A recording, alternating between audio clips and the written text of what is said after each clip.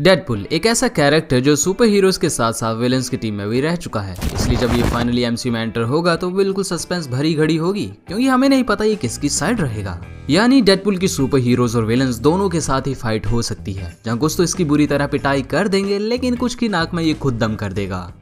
ये किन किन कैरेक्टर्स को हरा सकता है, आज हम ये बात नहीं करेंगे, बल्कि इस वीडियो में हम ये देखेंगे कि एमसीयू के कौन कौन से ऐसे कैरेक्टर्स हैं जो डेडपुल को पूरी तरह मार सकते हैं, यानी पूरी तरह। जहाँ ये 1-on-1 बैटल में अगेंस्ट होगा एमसीयू के सारे पावरफुल कैरेक्टर्स के खिलाफ, चाहे फिर वो विलन्स हो या फिर सुपर हीरोज। लेकिन शुरू करने से पहले बात कर लेते हैं redwolf.in की, your friendly neighbourhood super store, जहां तुम्हें तुम्हारे favourite super heroes, TV shows, movies, anime, cartoons, इन सब की ऑफिशियल मर्च और टी शर्ट मिलेंगी, वो भी काफी सही क्वालिटी के साथ। मुझे भी इन्होंने एक स्पेशल पैकेज भेजा है जहां इसमें क्या क्या है, चलो जल्दी से देखते हैं। बट हाँ, आज एक गिव अवे भी है, तो इसलिए कहीं भी वीडियो को छोड़कर मत जाना। तो सबसे पहले आती है कूल आयरन मैन की थीम पर based tee, and then here is our Wolverine. मैं बाद में बताऊंगा इनमें से मुझे कौन सी ज्यादा पसंद आई है, पर यहाँ डेडपुल भी है जिसका डिजाइन काफी फंकी सा है। Here is our Captain America, जहाँ ऐसी टी शर्ट मेरे पास पहले से ही पड़ी है, पर कोई बात नहीं, एक और सही। एंड लास्ट में है अपना स्पाइडी। कुछ बैजेस भी हैं और हाँ स्टिकर्स भी, जहाँ ये काफी सही तरह फोन पर फिट हो गया, और शायद यहाँ एक मग भी था जो ये रहा।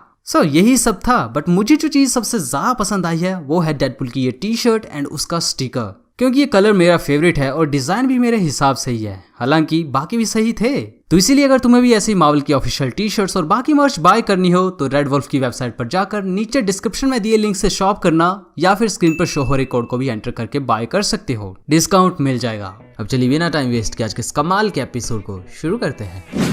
सबसे पहले तो हमें डेडपुल की एबिलिटीज को ही देख लेना चाहिए, क्योंकि उनके बगैर आगे बढ़ने का फायदा ही नहीं है। तो super human strength, stamina, reflexes, सबके अलावा डेडपुल की दो मेजर पावर्स हैं। एक तो फोर्थ वॉल को ब्रेक करना, and second is his healing factor, जो मूवीज में भी इतना इफेक्टिव है कि वो एक धमाके में पूरी बॉडी उड़ने के बाद भी ठीक हो चुका है। इसलिए मैं लाइव एक्शन में भी इसे अनकिलेबल ही कंसीडर कर रहा हूँ, तभी तो मोस्ट पावरफुल कैरेक्टर्स के खिलाफ इसे रखने का लॉजिक बनेगा। पर फिर भी हम कॉमिक्स की तरह एक्सट्रीम भी नहीं जा सकते, क्योंकि हमें अभी तक पता नहीं है मूवीज में उसकी हीलिंग करने की एक्सटेंट कहाँ तक है। पर मेरे पास यहाँ पर एक जवाब है। लाइव एक्शन में अगर उसकी बॉडी के सेल्स का एक हिस्सा भी बच गया तब वो दोबारा हील कर जाएगा, क्योंकि उसका हीलिंग फैक्टर इसी तरह काम करता है। जब कैंसर उसकी बॉडी के सेल्स को हर सेकंड खत्म कर रहा होता है, तो वहीं हीलिंग फैक्टर उससे भी तेज काम करके उन्हें दोबारा बना देता है। यानी एक सिंगल सेल भी उसकी बॉडी का बच गया तो धीरे धीरे डेडपुल पहले जैसा हो जाएगा।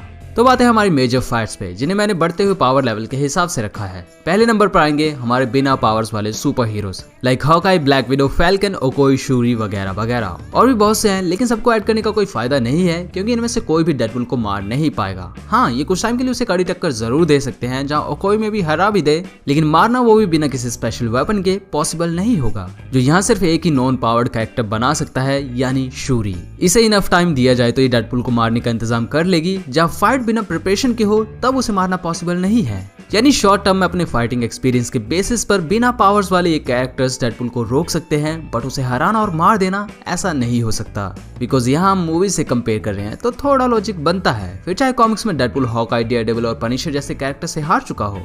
सेकंड नंबर पर आते हैं हमारे एनहांस्ड सुपर ह्यूमंस, यानी कैप्टन अमेरिका, बकी, ब्लैक पैंथर एंड अदर्स। तो यहाँ पर लेवल थोड़ा अप हो जाता है, क्योंकि ये सारे किल करने में माहिर तो हैं ही, लेकिन साथ ही इनके पास डेडपुल के लेवल के अराउंड की स्ट्रेंथ एंड स्टेमिना भी है। उसे पूरी तरह मार तो ये भी नहीं पाएंगे, लेकिन डेडपुल के लिए भी इन्हें खत्म करना बहुत मुश्किल होगा, क्योंकि कैप्टन अमेरिका और बकी के पास सुपर सोल्जर सीरम की एबिलिटीज प्लस उनका फाइटिंग एक्सपीरियंस है, जो बड़े बड़ों के छक्के उड़ा चुका है। और ऊपर से हमें यह भी पता है कि अपने हीलिंग फैक्टर की वजह से डेडपुल बहुत ज्यादा रेकलेस हो जाता है, एंड मूवीज वाले वर्जन का आधा शरीर कटने के बाद वो काफी टाइम बाद हील हुआ था। यानी कैप्टन और बकी अगर उसे काफी जख्मी कर दे तो शॉर्ट टर्म के लिए उसे हरा सकते हैं। बट वहीं अगर ब्लैक पैंथर को देखें तो उसके पास वाइब्रेनियम का आर्मर भी है, जिसे डेडपुल अपने नॉर्मल वेपन से एक्सप्लॉइट नहीं कर पाएगा। मतलब ब्लैक पैंथर चाहे तो कितने भी टाइम के लिए डेडपुल के अगेंस्ट रह सकता है, अगर उसके खाने पीने और 1-2 नंबर जाने का इंतजाम हो जाए, पर मरेगा उससे भी नहीं।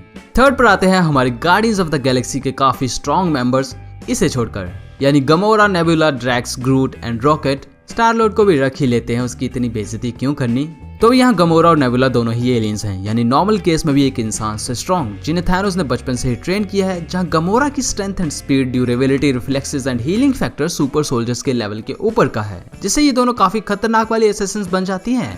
इसलिए गमोरा को गैलेक्सी की सबसे डेंजरस वुमन कहा जाता था, जो अपने किसी भी मिशन में फेल नहीं होती थी। और अगर फीट्स की बात करें तो इस तरह के भारी भरकम कैनन्स को उठा चुकी है, वो भी इनके फायर इम्पैक्ट को झेलते हुए, जो बैटलशिप पर लगने के लिए बने थे। तो वहीं एक बॉम्ब ब्लास्ट जो किसी इंसान को पाव भाजी की तरह बना देगा, गमोरा उसे काफी आसानी से बच चुकी है। और उसकी और ग्रूट की फाइट तो याद होगी ही, उस बेचारे के हाथ तक काट दिए थे जहरीली औरत ने, वो भी कितनी आसानी से। यानी डेडपुल के अगेंस्ट अगर ये दोनों वन ऑन बैटल में लड़ती हैं तो उसे जख्मी करके काफी टाइम के लिए रोक लेंगी, बट उसे मारना ये इनके बस की बात भी नहीं है। बाकी अगर ड्रैक्स की बात करें तो उसकी स्किन काफी ज्यादा हार्ड है, इसमें कोई दो राय नहीं है, लेकिन इसका फाइटिंग स्टाइल डेडपुल के अगेंस्ट इसे मुश्किल में डाल देगा। वहीं रॉकेट इससे उल्टा है, गोली और बमबारी इससे अच्छा कोई कर ही नहीं सकता। और अगर ग्रूट की बात करें तो कितने बंदों को एक साथ धोबी पछाड़ दे चुका है, हम एमसी में देख चुके हैं। जब उसके पास super strength, stamina, durability, healing factor सब कुछ एक बहुत हाई लेवल का है, बट इन तीनों का ही ये सब डेडपुल के अगेंस्ट ज्यादा काम नहीं करेगा, क्योंकि ये उसे हरा तो सकते हैं पर वो भी ग्रूट की डालियों को अपनी कटाना से आसानी से काट सकता है। वहीं ड्रैक्स की भी गाजर मूली की तरह हालत हो जाएगी जो कटने को रेडी हो, क्योंकि बहुत बचकानी तरह लड़ता है। यहाँ डेडपुल कैसे उछल उछल कर मारता है ये तुम जानते हो। मतलब यहाँ पर डेडपुल का हारना एक बहुत बड़ी पॉसिबिलिटी है, लेकिन वो जख्मी होने के बाद भी दोबारा ठीक हो जाएगा।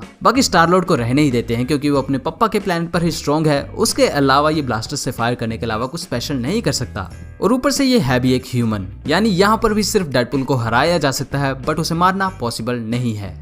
4 नंबर पर आते हैं हमारे एक्चुअल पावर्स वाले सुपर हीरोज, यानी Iron Man, Thor, Vision, Captain Marvel, Doctor Strange, Hulk, Spiderman, Wanda Maximoff, Antman और बाकी और भी हैं जिनके नाम मुझे याद नहीं आ रहे। तो ये सारे कैरेक्टर्स काफी ज्यादा पावरफुल हैं, बट यहाँ भी 3 सुपर हीरोज हैं जिन्हें डेडपुल हरा सकता है, Spiderman, Antman and Wanda Maximoff.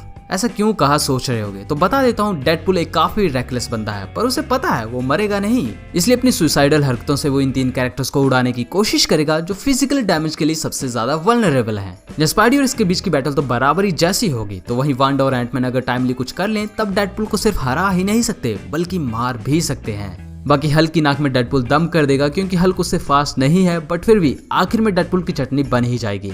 Thor के सामने भी यही हाल होगा, जहां उसकी थंडर डेडपुल को बिजली में पके चिकन की तरह बना देगी, जिसे खाना कोई पसंद नहीं करेगा। इसके बाद आयरन मैन का मार्क 3 आर्मर ही इतना कैपेबल है कि डेडपुल उसे हराने की सोच भी ना पाए।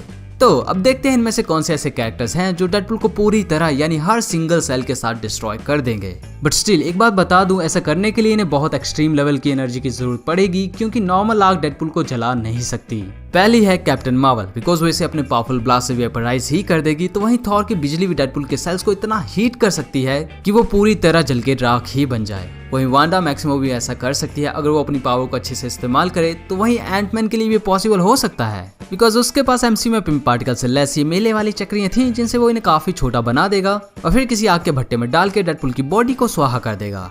इसके अलावा विजन भी ऐसा कर लेगा क्योंकि उसके पास माइंड स्टोन है। तो वहीं टोनी के लिए भी पॉसिबल होगा, बट उसे बहुत ज्यादा पावर की जरूरत पड़ेगी।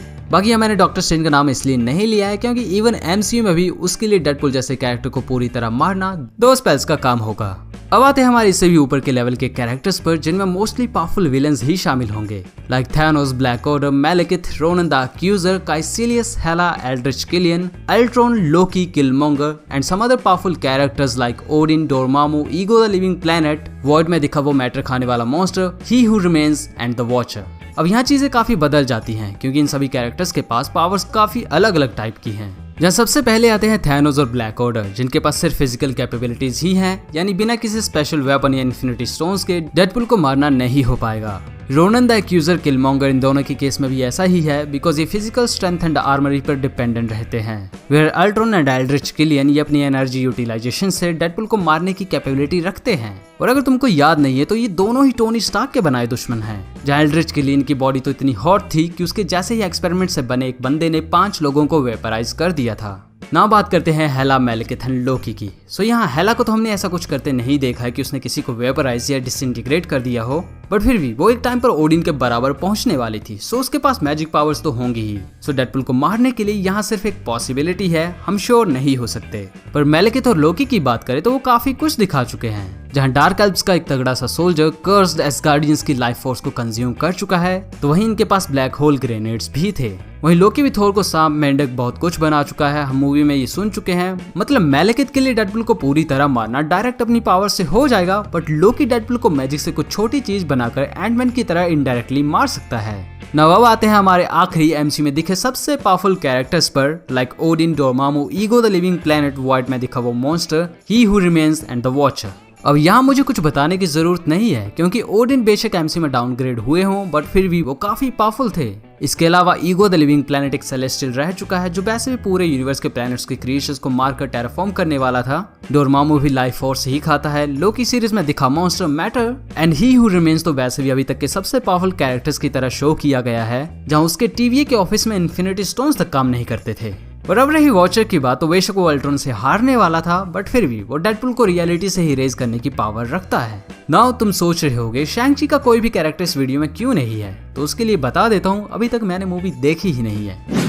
अब इस टॉपिक को खत्म करने से पहले रेड वुल्फ की वेबसाइट को चेकआउट जरूर करना और गिव अवे में पार्टिसिपेट करने के लिए इस वीडियो को लाइक करना। टारगेट रख रहा हूँ 20,000 लाइक्स का। और हाँ, रेड वुल्फ के ऑफिशियल इंस्टाग्राम हैंडल को फॉलो करना मत भूलना, ये स्टेप मस्ट है। एंड फिर इसके बाद अपनी इंस्टा आईडी @redwolf.in के साथ कमेंट सेक्शन में पेस्ट कर दें ताकि हम आप तक पहुंच सके।